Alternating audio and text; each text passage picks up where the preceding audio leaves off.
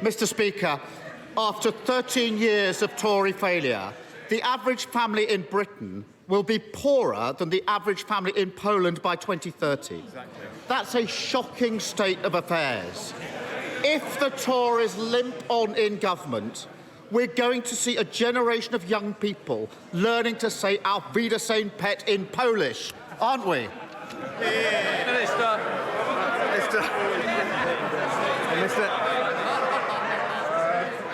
Mr. Speaker, it's clear to everyone that the biggest impact on households' living standards is the energy prices that we're suffering at the moment as a result of an illegal war in Ukraine. And I just remind the honourable gentleman what we are doing to ease people through that. Because of our energy price guarantee, right now, the government is paying over half of a typical household energy bill, saving households right now £1,000. It is one of the most generous support schemes globally. Now, he knows future decisions to support cost of living are for the budget, but if he's concerned about the cost of living, what he should do is stop making inflationary, unfunded spending commitments and back our plan to halve inflation. The dictionary definition for unfunded commitments is last year's kamikaze budget. Mr. Speaker, the only country in the G7 still poorer than it was before the pandemic, and he stands there pretending it's all fine. Total denial about the damage and decline that he is presiding over. Delivering growth and tackling the cost of living crisis will mean standing up to vested interests. Energy bills are going to go up by £900 in April. He knows he's going to have to act, but who's going to pay? Hard-working families through higher taxes and more borrowing, or the oil and gas giants celebrating record profits? Well, Mr. Speaker, I know the honourable gentleman. He made a rare trip out of North London to visit Davos. Recently. Perhaps while he was there, he missed the survey of 4,000 global CEOs from 100 different countries that ranked the United Kingdom as their #1 European investment destination. Now, if he's serious about getting the economy growing, then he should stand up to the vested interests in the unions and back our minimum service levels. Mr. Speaker, here's the thing. All the CEOs of business saying there's only one party with a plan for growth, and it's this party here.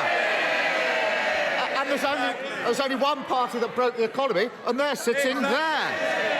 Now, on energy bills, it's not as complicated as he pretends. Oil and gas companies are making vast, unexpected profits, whilst working people face misery of higher bills. He can boast all he likes, but companies like Shell didn't pay a penny in windfall tax last year, and they're still not paying their fair share now. Why doesn't he admit his mistake, get rid of the loopholes in his botched windfall tax, and finally choose family finances over oil profits? Mr. Speaker, there's a theme here. He seems to forget, as Chancellor, I introduced a new tax on energy companies. Energy companies will pay a 75% tax rate on extraordinary profits, comparable, indeed higher than other North Sea nations. Now, that's what his shadow levelling up secretary called for recently. But I've got good news for them. We did it a year ago. They've got to keep up. Now, I know, Mr. Speaker, they claim to support levelling up, but they really do need to keep up. He introduced a tax on Shell and they haven't paid a penny. Fantastic work. If he was serious about investing in the future of the country, he'd start with housing. A few months ago, his backbenchers forced him to scrap house-building targets. At the time, he stood there and said it would mean they would build more homes. Well, would you believe it? A few months later, the Home Builders Federation say house building is going to fall to its lowest level in 75 years. Now, he can change course on this. He can bring back targets and planning reforms, or he can duck that fight and let a generation down. Which is it? Actually, Mr. Speaker, we've had recordly high numbers of house building, and and indeed the highest number of first-time buyers in around 20 years under this government. But he talks about investing for the long term of our country, and that's important when it comes to energy security, Mr. Speaker. But Labour's policy is to oppose any new oil and gas licences in the North Sea. It is an absurd policy that would see us paying billions to countries abroad for our energy while shipping it here with twice the carbon emissions. It's typical political posturing. It's bad for the economy. It's bad for our security, just like the Labour Party. What? Because of the noise, I don't think the Prime Minister is hearing the questions, because I do think it was on house building. Keir Starmer.